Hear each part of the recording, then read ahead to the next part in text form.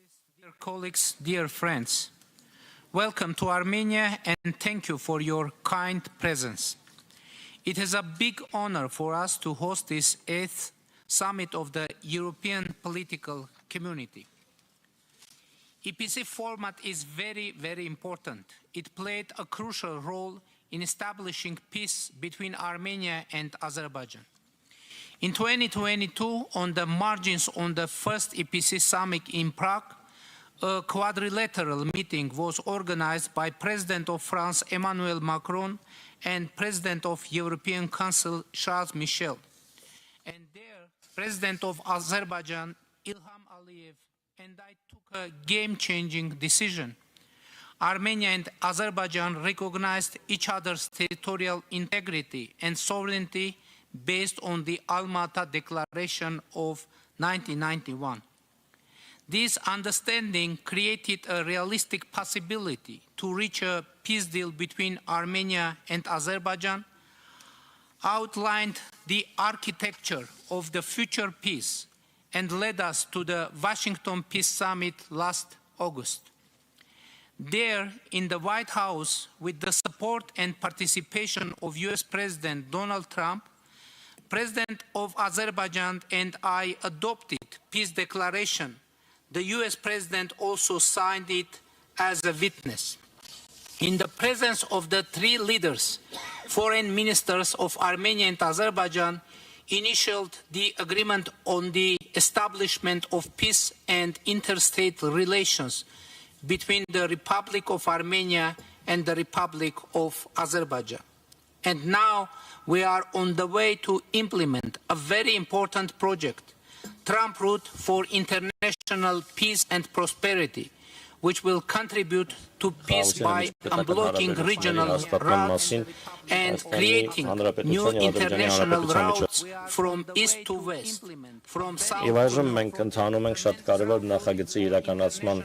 ճանապարհով, դա Տրամպի ուղին է հանուն միջազգային խաղաղության եւ բարեկեցության, որը կնպաստի խաղաղությանը, ապա արգելափակելով տարածաշրջանի երթուղիները եւ ստեղծելով նոր միջազգային երթուղիներ արևելքից դեպի արևմուտք, հարավից դեպի հյուսիս, որն էապես կնպաստի մատակարարման միջազգային շղթաների կայունությանը։ Հարգելի ընկերներ, այժմ մենք ունենք խաղաղություն Ադրբեջանի հետ։ Արդեն 2 տարի է, ինչ որևէ մեկը չի տուժել Ադրբեջանի հետ փոխհրաձգության պատճառով, եւ սրանք աննախադեպ տարիներ են մեր անկախացումից ի վեր։ Այժմ մենք սերտորեն աշխատում ենք Ադրբեջանի հետ, որպեսզի ամրապնդենք եւ ինստիտուցիոնալ դարձնենք մեր երկու երկրների միջև խաղաղությունը։ Եվ սա առաջին անգամ է, երբ Ադրբեջանի նախագահը մասնակցում է միջոցառման, որը տեղի է ունենում Հայաստանում, թեպետ հեռակապով, բայց հույս ունենք, որ հնարավորություն կունենամ այցելելու Ադրբեջան 2028 թվականին, երբ Եվրոպական քաղաքական համայնքի 10-րդ գագաթնաժողովն այնտեղ անցկացվի, իմիջիալոց Հայաստանն ու Ադրբեջանը փոխադարձաբար աջակցել են միմյանց տեխնացություններին, հյուրընկալելու այս գագաթնաժողովները։ Պատվարժան հյուրեր, ինձ համար շատ բան է տեղի ունեցել այս գագաթնաժողովների շրջանակում եւ տեղի ունենում նաեւ հիմա, փոխնախագահն այստեղ է, մասնակցում է Երևանում այս գագաթնաժողովին եւ նա Թուրքիայի առաջին փոխնախագահն է, ով երբևէ այցելում է Հայաստան։ Հյուսիսային Մակեդոնիայի, Բոսնիա-Հերցեգովինայի նախագահները, Եվրոպական խորհրդարանի նախագահը, Մեծալ Թագավորության, Իտալիայի, Իսպանիայի, Խորվաթիայի, Իռլանդիայի, Անդորրայի, Ֆինլանդիայի, Էստոնիայի, Լյուքսեմբուրգի, Նորվեգիայի, Սլովենիայի, Կոսովոյի, Լիխտենշտեյնի վարչապետները այցելում են Հայաստան պատմության մեջ առաջին անգամ։ Սահեստական պատճառն է այս գագաթնաժողովը Հայաստանի համար պատմական համարելու, եթե չնշեմ բուն գագաթնաժողովի փաստը, որը եվրոպական այս մասշտաբի առաջին միջոցառումն է, որը պատմության մեջ առաջին անգամ հյուրընկալում է Հայաստանը։ Հարգելի ընկերներ, շնորհակալություն,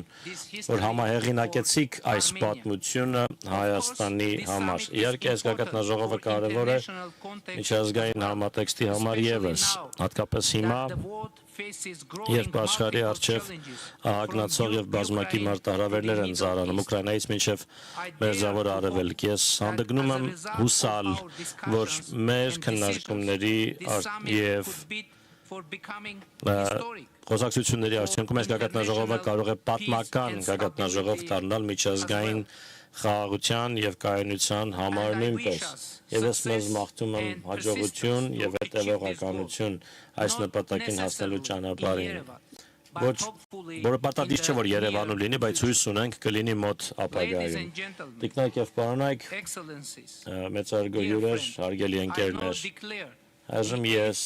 Եվրոպական քաղաքական համայնքի 8-րդ գագաթնաժողովը հայտարարում եմ բացված եւ մեզ մաղթում արգասաբեր, բովանդակալից եւ ապագային միտված քննարկումներ, շնորհակալություն։